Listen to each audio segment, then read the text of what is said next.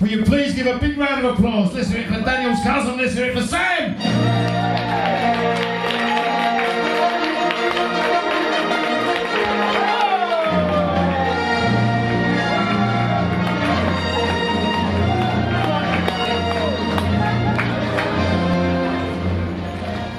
Daniel, you are my cousin, and this weekend in Jewish law, you become a man.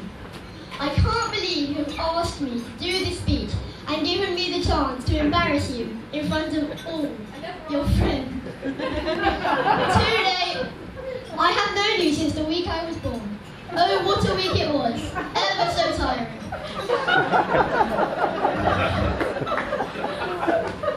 We are best mates and have been since we were about 4. Before then, I seem to recall our parents telling us how sad they were that we just didn't get along and just didn't spend any time together. We would kick and punch, and we were probably swearing in baby talk. You really cannot blame me. He is a strange, strange boy, and it was much more fun playing with Tom. One of the things I remember you by is how you always wanted to sleep in Mark's room when we stayed at Nana and Grandpa's. For all those who don't know this, Adam's room, the room next door, has some so-called creepy figurines that Nana bought overseas, and Daniel is scared of them. Now you're an adult, I can use this to my advantage, and you must now take a leap of faith and spend one night in that scary, scary room. To be honest with you all, he thinks it's scary. I don't. Normally, when we are at Nana's together, we sit and watch TV. You then have an idea which you think is really cool. You do it. You work out it was a waste of our time, and then we have a biscuit. And then later, fish and chips.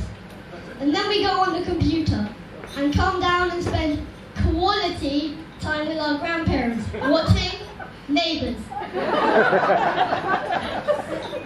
You have many different hobbies, one of which is football. Now folks, something you should know about me. I am perfect in every single way. Except not to football fans. I hate it. A lot.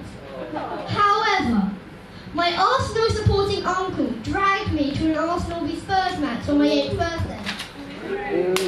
And the fact that the fiddlers are all out Spurs fans made the match awkward for me sitting in that lovely Arsenal box, looking down at the puny Spurs box whilst in my lovely Arsenal kit. I can't remember who won though, but for the sake of the family and my life, it was probably West Ham.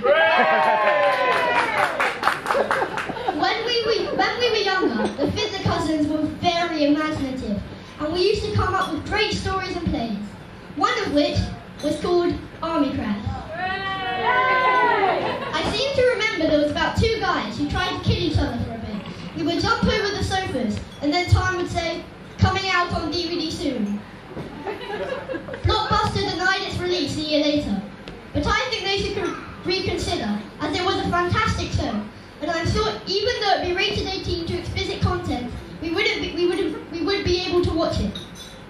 So much cooler than Call of Duty. Not. Our parents were worried that their 7- and 8-year-old sons were really fighting each other. But I'm sure we were just having fun. We still do fight. It is very amusing when Daniel is on the floor crying in pain. Another idea we had was a secret agent society. Daniel tried to convince me that he was a real secret agent. I'm sure Daniel was sitting in his chair smirking, but he thinks he fooled me. Sorry, but you didn't. I wanted to go along with it because I didn't want to upset you and ruin your life. Ah, the good old days when you were a little bit sick.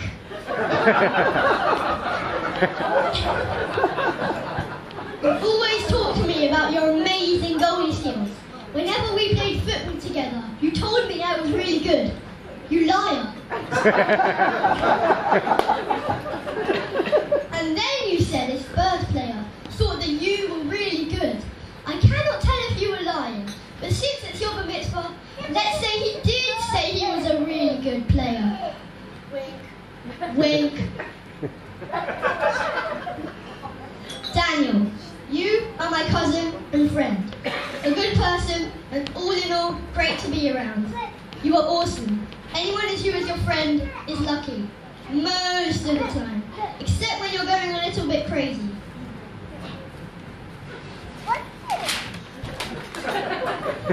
Daniel, when you leave these buildings, remember these words. You can do whatever you want to do. You can achieve whatever you want to, if you try. So when you fulfill your ambitions to be a scriptwriter, make sure when you're on the red carpet, you remember to tell everyone to a little boy, only 4'5" and 12 years of age, called Samuel Fiddler or Gavin, helped you with his encouraging words of wisdom. Everyone, please raise their glasses. I am not old enough to drink wine, but for those of you that like your drink, Lynn.